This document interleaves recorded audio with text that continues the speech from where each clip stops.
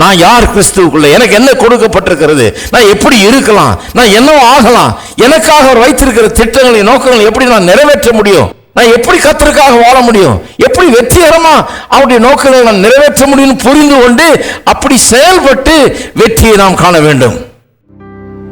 பரிசுத்த தேவன் நீரே, சர்வவல்ல கர்த்தரும் நீரே,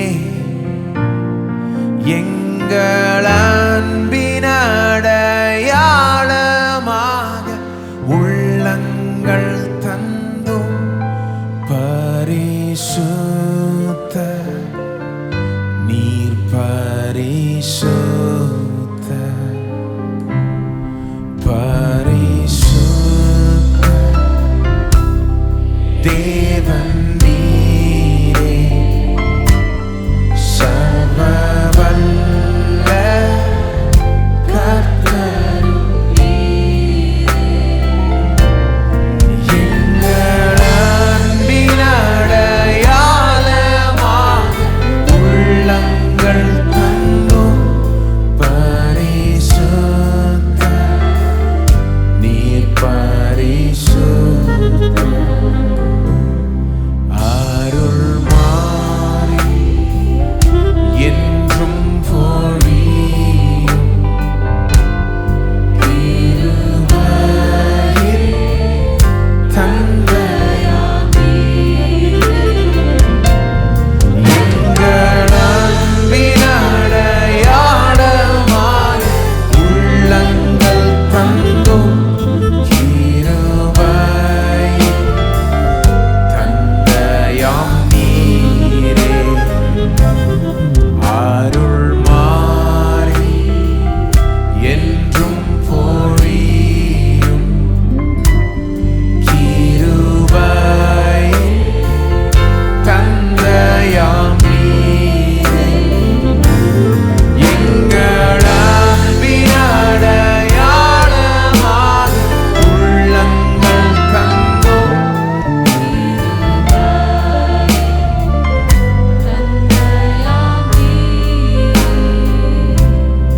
அருமை கிறிஸ்து ராஜாவே, அருமை கிறிஸ்து ராஜாவே, எங்கள் அன்பின் அடையாளமாக உள்ளங்கள்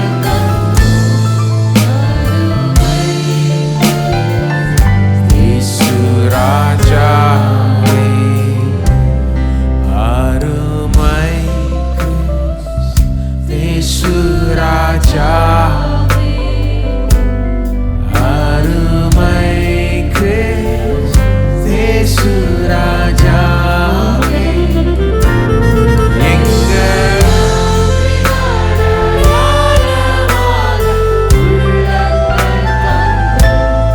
அருமை கிறிஸ்து ராஜாவே, தூய ஆவியானவர் நீரே, தூய ஆவியானவர் நீரே, எங்கள் அன்பின் அடையாளமாக உள்ளங்கள் தந்தோம் தூய ஆவியானவர் நீரே.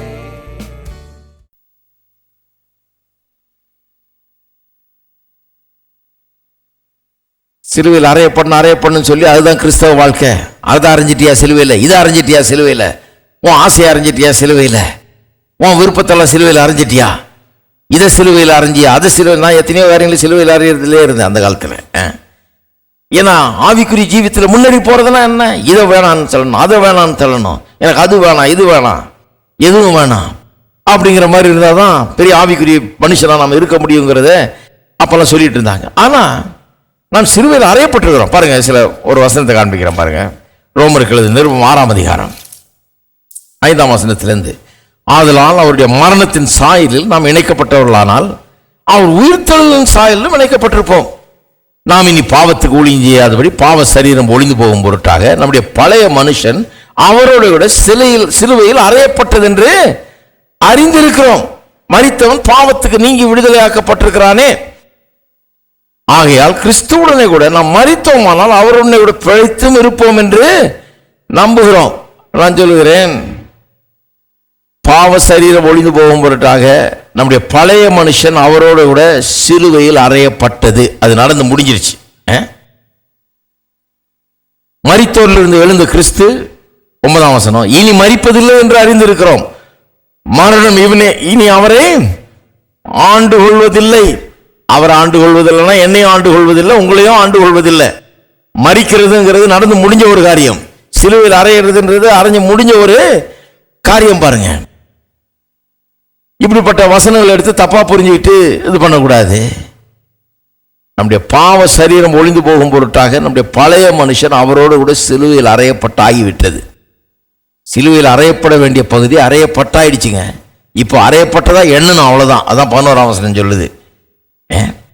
அப்படியே நீங்களும் உங்களை பாவத்துக்கு மரித்தவர்களாகவும் நம்முடைய கர்த்தராகிய இயேசு கிறிஸ்துவுக்குள் தேவனுக்கென்று பிழைத்திருக்கிறவர்களாகவும் எண்ணிக்கொள்ளுங்கள். இப்ப போய் சிலுவையில் அரைஞ்சிட்டு இருக்கேன்னு சொல்ல, அரைஞ்சாச்சு. இப்ப என்றது என்னன்னா, அதுக்கு சிலுவையில் அறையப்பட்டிருக்கிறேன். அந்த பழைய மனுஷன் சிலுவையில் அறையப்பட்டு விட்டான், அவன் செத்தாச்சு. நான் இப்ப புது மனுஷனா இருக்கிறேன். ஆகவேதான் நான் அதெல்லாம் செய்யறது இல்லை, இப்ப வேற மாதிரி வாழ்றேன்றத எண்ண வேண்டும் என்று சொல்லி இருக்குது. நிறைய பேர் இப்பவும் போட்டு தங்களையே அடிச்சுக்கிறாங்க, தங்களையே வாதிச்சுக்கிறாங்க, தங்களையே கொன்னுக்கிறாங்க, தங்களை கொல்றதுலேயே இருக்கிறாங்க. தங்களை கொல்றது மட்டும் இல்லை, தங்களுடைய எல்லா விருப்பத்தையும் தரிசனத்தையும் கடவுள் தங்களுக்குள்ள வச்சிருக்கிற எல்லா ஆற்றலையும் கூட கொன்று கொண்டே இருக்கிறாங்க.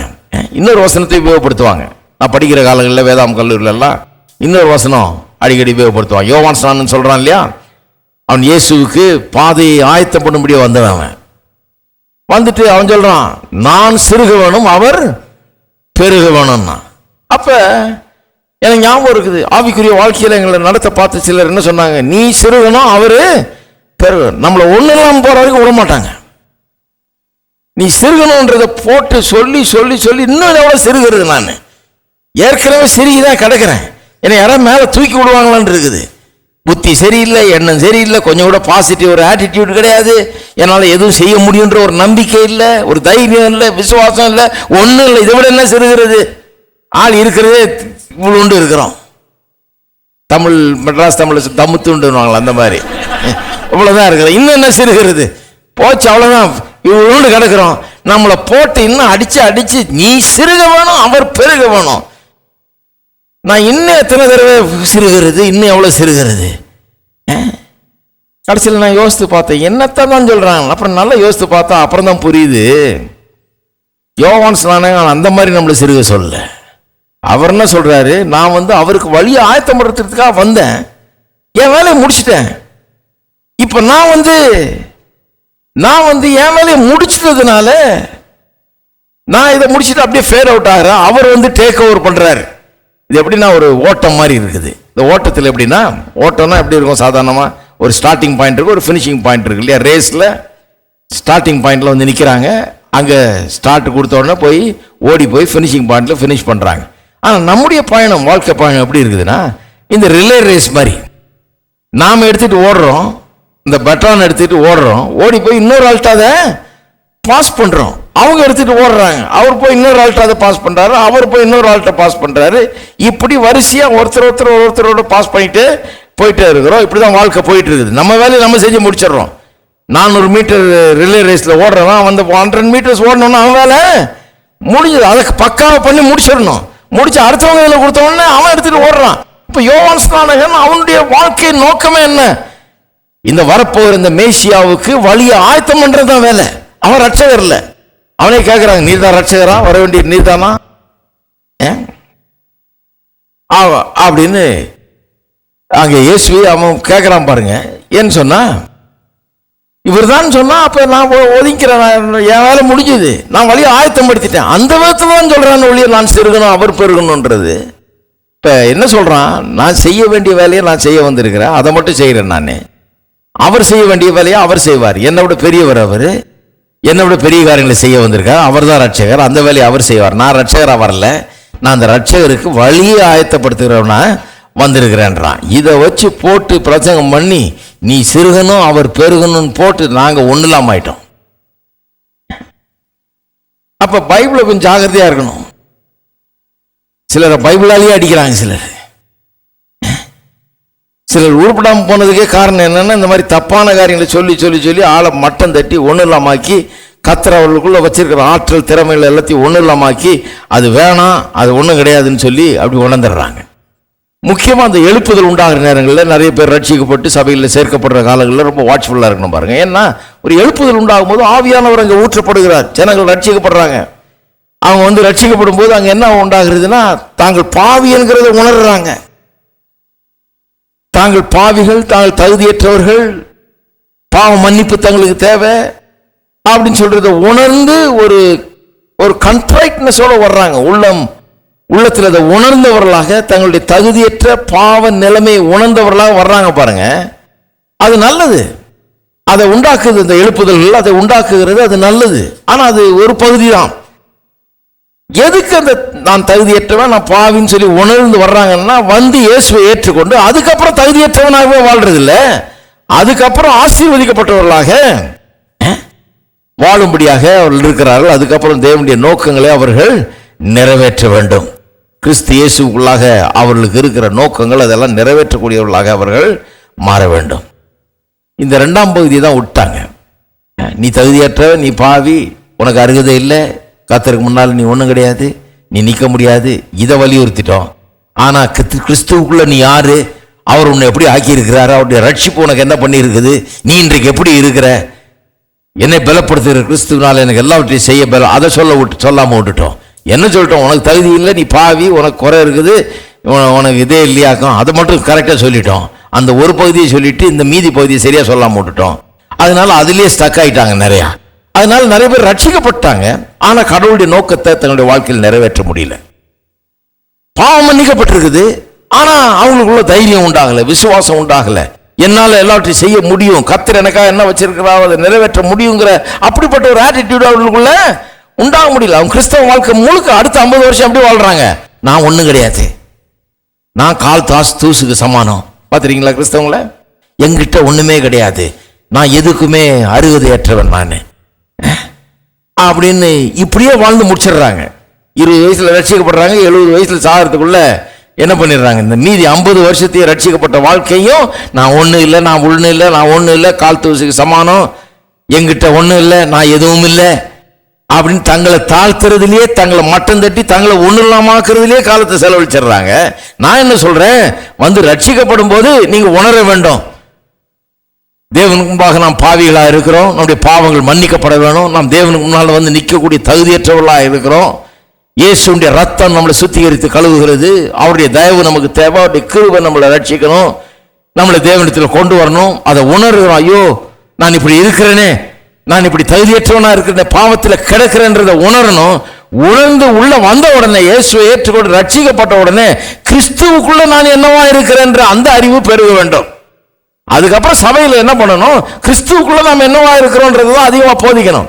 அதுக்கப்புறம் போட்டு நம்மளையே தலையிலே அடிச்சிட்டு இருக்க கூடாது, நான் ஒன்றும் இல்லைன்னு. அதுக்கப்புறம் இருக்க மீதி 50 வருஷமும் உள்ளத்தில் தைரியத்தை வளர்க்கணும். நான் யார் கிறிஸ்துவுக்குள்ள, எனக்கு என்ன கொடுக்கப்பட்டிருக்கிறது, நான் எப்படி இருக்கலாம், நான் என்னவோ ஆகலாம், எனக்காக அவர் வைத்திருக்கிற திட்டங்களை நோக்கங்களை எப்படி நான் நிறைவேற்ற முடியும், நான் எப்படி கர்த்தருக்காக வாழ முடியும், எப்படி வெற்றிகரமா அவருடைய நோக்கங்களை நான் நிறைவேற்ற முடியும்னு புரிந்து கொண்டு அப்படி செயல்பட்டு வெற்றியை நாம் காண வேண்டும். இருக்கீங்களா? இன்னைக்கு நிறைய பேர் கர்த்தர் கொடுத்த தாளந்துகள், கிருபைகள், நிறைய பேர் பாருங்க ரொம்ப கிஃப்டடா இருப்பாங்க. ஆனால் ரட்சிக்கப்பட்ட பிறகு யாரும் அவங்களுக்கு சொல்லிட்டாங்க, நான் போன வாரம் சொன்னேன் இல்லையா, ஒருத்தர் நாள் மியூசிக் வாசிப்பார், பாட்டு பாடுவாருன்னு. அவர் ஒருத்தர் சொல்லிட்டார், நீ பாட்டு பாடாத, ஏன்னா அதுதான் உன் பிரச்சனை. அந்த மியூசிக், அந்த மாம்சம், அது மாம்சீக ஒரு கவர்ச்சி, அது நீ நம்ம பாட்டு பாடாது, அந்த மியூசிக்கை வாசிக்காது. அது சொல்றார், நான் பிரமாதமாக மியூசிக் வாசிப்பேன், ஆனால் இப்போ கர்த்தருக்குள்ள வந்துட்டு நான் மியூசிக் எங்கே போட்டீங்க? ஏன் இப்போ பாடக்கூடாதா? இல்லை வேணாம் பிரதர், இப்போ அந்த கவர்ச்சியிலெல்லாம் கிடையாது, நான் அது வேண்டான்னு கீழே வச்சுட்டேன். அதை விளங்குது நிறைய பேருக்கு. இப்போ ஐயோ இவ்வளோ நாளாக நினைக்கலன்னு யோசிக்கிறாங்க சிலர். அதனால தான் வாய் விட்டு சிரிக்கிறாங்க. ஐயோ இப்படி இருந்துட்டோமே, இப்படிதான் பண்ணி விட்டாங்க. அவர் பாவம் பொட்டியில் தூக்கி வச்சவர் தான் அந்த இன்ஸ்ட்ருமெண்ட், அதை வெளியே எடுக்கல. அந்த இன்ஸ்ட்ருமெண்ட் மக்கி போயிடுச்சு. அதோட அவருடைய தாளந்தும் மக்கி போயிடுச்சு. அவர் கடவுள் கொடுத்த கிருபை ஆற்றல் அது. அவர் தப்பா யூஸ் பண்ணிட்டு இருந்திருக்கலாம். முன்ன ரட்சிக்கப்படுறதுக்கு முன்னால் ஒருவேளை அதை தவறான விதத்தில் பயன்படுத்தி கொண்டிருக்கலாம், தவறான காரியங்களுக்காக அது பயன்பட்டிருக்கலாம். அதைத்தானே சரி பண்றதுக்கு தானே மனம் புதிதாகணும். அதை சரி பண்ணி மனம் புதிதாயிடுச்சுன்னா நல்ல விதத்தில் அதை யூஸ் பண்ணலாம் இல்லையா? அப்போ கடவுள் கொடுத்த தாளந்து பாருங்க, எப்பவுமே மனுஷனுக்கு கடவுள் தாளந்து கொடுக்குறாரு. அவன் என்ன பண்றான்? கடவுள் அறியாதனால, நோக்கத்தை புரியாதனால அவன் தப்பான காரியங்களுக்காக அதை பயன்படுத்துறான். அதைத்தான் தப்புன்றோம் ஒழிய தாளந்து இருக்கிறதே தப்புன்னு சொல்றது எப்படி தப்பு சரியா இருக்கும்? கிடையாது. நிறைய பேர் தங்களுடைய தாளந்துகளை புதைச்சிட்டாங்க. தங்களுடைய விருப்பங்களை அகற்றினது பெரிய ஆவிக்குரிய முன்னேற்றமா நினைக்கிறாங்க. விருப்பத்தை ஒழிச்சிட்டேன் பிரதர், முன்ன எனக்கு மியூசிக் வாசிக்காம இருக்கவே முடியாது, ஆனா இப்போ அந்த ஆசையே கிடையாது. அவ்வளவு பரிசுத்தமாயிட்டார் இவர். இப்ப தொடர்றதே இல்லை. இப்பதான் ஏன் நிறைய வாசிக்கணுங்கிறது. நான் கத்தருக்கு அர்ப்பணி, அதை உன் மியூசிக்கை கத்தருக்கு அர்ப்பணிச்சு கத்தருக்காக நிறைய வாசி, கத்தருடைய நாம் மகிமைக்காக அதை பயன்படுத்து. கத்தர் உனக்கு கொடுத்த தாளந்தாச்சு, அது அதையும் தூக்கி எறிகிற. அது தூக்கி எறியாத, அது உனக்கு கொடுத்த கிருபை, எல்லாராலையும் முடியாது. அது உனக்கு அதை கத்தர் கொடுத்துருக்காரு. அப்போ அதை நல்லா பயன்படுத்து. ஒரு நோக்கத்துக்காக கத்தர் அதை கொடுத்துருக்கிறாரு. விருப்பங்களை கத்தர் கொடுத்துருக்கிறாரு. உன்னை கர்த்தருக்கு அர்ப்பணிச்சா அப்போ இந்த விருப்பங்கள்லாம் கர்த்தருக்கு அர்ப்பணிக்கப்பட்டு பரிசுத்தமாக்கப்பட்டு நல்ல விதத்தில் கடவுளுடைய நாம மகிமைக்காக இந்த விருப்பங்களை பயன்படுத்தலாம். அதை விட்டு போட்டு விருப்பத்தையே ஒழிக்கிறது, தாளந்தையே ஒழிக்கிறது, கிருபையே ஒழிக்கிறதுங்கிறது தவறான ஒரு அப்ரோச். கிங்டம் மென்டாலிட்டி வரும்போது, இந்த தேவனுடைய ராஜ்யத்தின் மனப்பான்மை ஒருவருக்கு உண்டாகும் போது அவங்க எப்படி யோசிக்கிறாங்க? கடவுள் எதுக்கோ சில காரியத்துக்காக எனக்கு இந்த தாளந்துகள் எல்லாம் கொடுத்திருக்கிறார், கிருபையை கொடுத்திருக்கிறார், ஆற்றலை கொடுத்திருக்கிறார். அவருடைய ராஜ்யத்துக்கு நான் பிரயோஜனம் உள்ளவனா இருக்கணும். ஒருத்தர் இப்போ என்ன மாதிரி ஆளுங்க பிரசங்கம் பண்றோம், அது கடவுள் எங்களுக்கு கொடுத்த ஒரு கிருபை. இங்க இருக்கிற எல்லாரும் பிரசங்கம் பண்றது, ஆனா உங்களுக்கு வேற கிருபையை கொடுத்திருக்கிறார். நீங்க செய்யறத நான் செய்ய முடியாது, எனக்கு செய்ய தெரியாது, அதனால தான் செய்யறது இல்லை. அதுல போய் நான் கை வச்சேன்னா எல்லாம் கெட்டு போயிடும். நான் செய்யறது தான் நான் செய்ய முடியும், நீங்க செய்யறது தான் நீங்க செய்ய முடியும். அப்போ சிலர் டீச்சர்ஸாக இருக்கிறீங்க, சிலர் டாக்டர்ஸாக இருக்கிறீங்க, சிலர் லாயர்ஸாக இருக்கிறீங்க, சிலர் பிஸ்னஸ் பீப்புளாக இருக்கிறீங்க. அப்போ கிங்டம் மென்டாலிட்டி எப்படி யோசிக்க வைக்கிறது? இதெல்லாம் கடவுள் எனக்கு கொடுத்த கிருபை. முதல்ல நான் என்ன பண்ணணும்? என்ன கர்த்தருக்கு நான் அர்ப்பணிக்கணும். இந்த தாளந்துகள்லாம் கர்த்தரிடத்துலேருந்து எனக்கு வந்தது, இந்த கிருபெல்லாம் கர்த்தர் எனக்கு கொடுத்த கிருபை அப்படின்னு நான் அங்கீகரிக்கணும். அதை அங்கீகரிச்சுட்டு இதை நான் கர்த்தருடைய நோக்கங்களுக்காக பயன்படுத்த வேண்டும். இந்த உலகத்தில் சில சேவைகளை சந்திக்கும்படியாக, சில காரியங்களை செய்யும்படியாக கர்த்தர் என்னை வச்சிருக்கிறார், அதுக்காக நான் பயன்படுத்த வேண்டும் என்று சொல்லி, அப்படி நம்முடைய கனவுகளை நாம் புதிய விதத்திலே, புதிய திசையிலே கொண்டு செல்ல வேண்டும். கடவுள் நமக்குள்ள வைத்திருக்கிற காரியங்களை பயன்படுத்த வேண்டும். விருப்பங்களை, கனவுகளை அப்படி பயன்படுத்தணும். அப்போ மைண்ட் இந்த விருப்பங்கள், கனவுகள், தரிசனங்கள் இதையெல்லாம் கொண்டிருக்கக்கூடிய ஒரு ஸ்தலமாக இருக்கிறது. அப்படிதான் இயங்க வேண்டும். அதில் தப்பே கிடையாது. அதில் விருப்பம் இருக்கணும், நாட்டம் இருக்கணும், அதில் சில ஆசைகள் இருக்கணும், நல்ல பரிசுத்தமான ஆசைகள், நல்ல நோக்கங்கள் இருக்கணும், உன்னதமான லட்சியங்கள் உருவாகணும், தரிசனங்கள், உயர்வான தரிசனங்களாக உண்டாகணும், உயர்வான நோக்கங்களால் அது நிறைஞ்சிருக்கணும். அப்படி நிறைஞ்சிராத மனுஷனை பார்த்தீங்கன்னா ஒரு வெத்து வெட்ட பார்த்துக்கிட்டு இருக்கிறீங்க நீங்க. ஒண்ணுமே இல்லாத இப்படியே பைபிள் தூக்கிட்டு போயிட்டே இருக்கு, தானே எந்த ஆசையும் கிடையாது. ஆசை இல்லைங்கிறது தான் ஒரு பெரிய குவாலிஃபிகேஷன். அது பெரிய PhD படிச்ச மாதிரி போட்டுக்கிட்டு இருக்கிறது. எனக்கு எந்த ஆசையுமே கிடையாது. ஒரு வெத்து வெட்டுன்னு அர்த்தம். வேஸ்ட்டு. சும்மா இவர் வச்சிருக்கிற பைபிளும் வேஸ்ட்டு, இவரும் வேஸ்ட்டு, இவர் போய் சுற்றி திரியிறதும் வேஸ்ட்டு, இவர் கிறிஸ்தவ பேரை வச்சுட்டு சுற்றுறதும் வேஸ்ட்டு, எல்லாம் வேஸ்ட்டு. ஏன்னா இவரால் ஒரு வேலையும் ஆக போறதில்லை. கிறிஸ்தவத்தையே சரியா புரிஞ்சுக்கிறது, ரட்சிப்பையே சரியா புரிஞ்சுக்கல. கர்த்தர் ஏன் இவரை ரட்சித்து இருக்கிறாரு? உலகம் உண்டாவதுக்கு முன்பதாகவே இவர் செய்ய வேணும்னு சில கிரியைகளை ஏற்படுத்தி ஆயத்தம் பண்ணி வச்சுட்டு தான் இவரை ரட்சித்திருக்கிறாரு. அதுக்காகவே ரட்சித்திருக்கிறாரு. இவர் ரட்சிக்கப்பட்டதே ஒரு பெரிய காரியம் நினைச்சுக்கிட்டு அதோட எல்லாம் முடிஞ்சது, இன்னமும் பரலோகம் நினைச்சிட்டு உட்காந்துட்டு இருக்கிறாரு. இவரு கர்த்தர் சொல்றாரு, ரட்சிக்கப்பட்டுட்டு எப்போ நான் வச்ச கிரியைகளை செய்ய போறேங்கிறார், எப்போ அதை நிறைவேற்ற போறேன்றார். இப்போ நான் இருக்கிறேன், எத்தனையோ வருஷத்துக்கு முன்னால் ரட்சிக்கப்பட்டேன். அன்னையிலிருந்து பேசாம பரலோகத்துக்காக காத்திருந்தேன்னா இந்நேரம் என்ன ஆயிருக்கும்? என்னால் ஏதாவது ஆயிருக்குமா? ஹலோ, அன்னையிலிருந்து ஒரு பெரிய பயணம் பாருங்க. வாழ்க்கை ஒரு பெரிய பயணம், அற்புதமான ஒரு பயணமா இருக்குது. அன்னையிலிருந்து இன்னைக்கு வரைக்கும் ஏன் ஒரு அற்புதமான பயணமா இருக்குதுன்னா, அவருடைய கரத்தை பிடிச்சு. அதுக்கு முன்னால் எனக்கு வாழ்க்கையின் அர்த்தமே விளங்கல பாருங்க. அதனால மினிமமா படிப்பேன், சிக்கனமா. புக்கையே படிக்கிறது கிடையாது. மூர் மார்க்கெட்டில் போய் பழைய கொஸ்டின் பேப்பர் தான் படிக்கிறது. என்னென்ன கொஸ்டின் வரும்னு பார்த்து அதில் எடை போட்டு, போன வருஷம் வேர்ல்டு வார் 1 வந்தது, இப்போ 2 தான் வரும். அப்போ ரெண்டுத்தையும் படிக்காது, 2 எதுக்கு தண்டம்? அது தெரிஞ்சுக்கிட்டா என்ன ரெண்டுத்தையும்? அது வேண்டியதில்லை. மார்க் வாங்குறதுக்கு என்ன வேணும் உனக்கு? நாளைக்கு படிச்சுன்னா இன்னைக்கு படித்து பாஸ் பண்ணிட்டா அது ஒரு பெரிய, நான் பாஸ் பண்ணிட்டேன், அவ்வளோதான். அவ்வளோதான், நோக்கமே இல்லை பாருங்க. என்னன்னு புரியல, மனசுக்கு ஒன்றும் புரியல பாருங்க. ஆனால் இயேசுவை கரம் பிடித்த காலத்திலிருந்து ஒரு பெரிய எக்ஸைட்மெண்ட் புரியுது வாழ்க்கை. இப்போ உழுந்து படிக்கிறேன். நான் நினைக்கிறது உண்டு, இது மாதிரி முன்ன படிச்சிருந்தேன் எப்படி ஆயிருப்பேன்னு. ஆனால் அப்போ தெரியல எனக்கு, இப்படிதான் படிக்கணும்னு தெரியல எனக்கு, ஒரு நோக்கமே இல்லை வாழ்க்கையில். இதனால தான் பாருங்க, இயேசுவை கரம் பிடிச்சவொன்னே புரிஞ்சிருச்சு எனக்கு, எனக்காக ஒரு காரியத்தை வச்சிருக்கேன், அதை நான் செய்யணும், அதை நான் நல்லா செய்யணும். அதுக்கான திறமை எனக்கு கொடுத்திருக்கிறார், அதுக்கான ஆற்றலை கொடுத்திருக்கிறார், கிருபையை கொடுத்திருக்கிறார், அழைப்பை கொடுத்திருக்கிறாரு, என்னை குறிச்சு வச்சிருக்கிறாரு, என்ன அதுக்காக தெரிந்தெடுத்திருக்கிறாரு. அப்ப என்ன அதுக்காக தெரிந்தெடுத்து கொண்டாருன்னா, நான் என் மைண்ட் அதுல ஃபுல்லா அப்ளை பண்ணணும். கவனத்தை சிதற விடாம அறையை சாத்திக்கிட்டு உள்ள உட்கார்ந்து படிக்கணும், உள்ள உட்கார்ந்து இதெல்லாம் புரிஞ்சுக்கொள்ளணும், கவனத்தை நான் செலுத்தணும். எப்படி போயிடுது பாருங்க மைண்டு. இது தப்புன்றீங்களா? இது தாங்க கரெக்ட். அப்படிப்பட்ட ஒரு மனுஷனால தான் வேலை ஆகும் உலகத்துல. நான் உங்களுக்கு சொல்லுகிறேன், நீங்க அப்படிப்பட்ட மனுஷர்லாம் இருக்க வேணும்.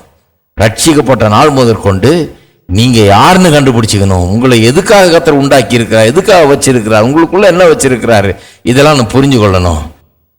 இதுக்கு தான் மனம் புதிதாகணும், இதுக்குள்ள தரிசனம் உண்டாகணும், கனவு உண்டாகணும், விருப்பங்கள் உண்டாகணும், நோக்கங்கள் உண்டாகணும், லட்சியங்கள் உருவாகணும்.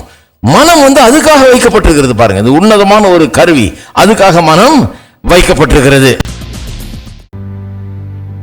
கர்த்தருக்கு காத்திருந்து கழுகு போல் பேலன் அடைந்து செட்டைகளை அடித்து உயரே எழும்பிடுவாய். கர்த்தருக்கு காத்திருந்து கழுகு போல் பேலன் அடைந்து செட்டைகளை அடித்து உயரே எழும்பி. கர்த்தருக்கு காத்திருந்து கழுகு போல் பேலன் அடைந்து செட்டைகளை அடித்து உயரே எழும்பிடுவாய். கர்த்தருக்கு காத்திருந்து கழுகு போல் பேலன் அடைந்து செட்டைகளை அடித்து உயரே எழும்பிடுவாய். புது பேலன் அடைந்திடுவாய், நீ புது பேலன் அடைந்திடுவாய், நீ புது பேலன் அடைந்திடுவாய், புது பேலன் அடைந்திடுவாய், நீ புது பேலன் அடைந்திடுவாய், புது பேலன் அடைந்திடுவாய், நீ புது பேலன் அடைந்திடுவாய்.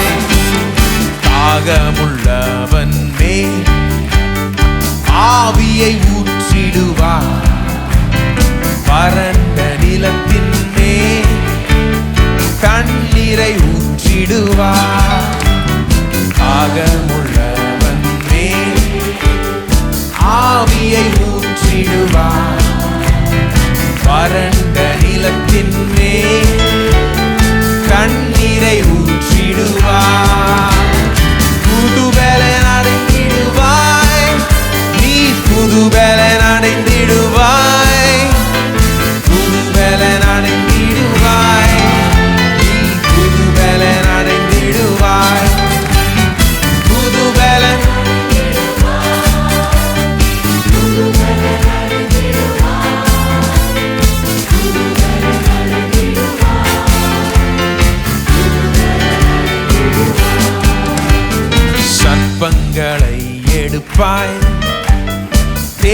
சர்ப்பங்களையும் மிதிப்பார், சத்ருவின் அதிகாரம் சகலமும் மேற்கொள்ளுவார். சர்ப்பங்களை எடுப்பார்,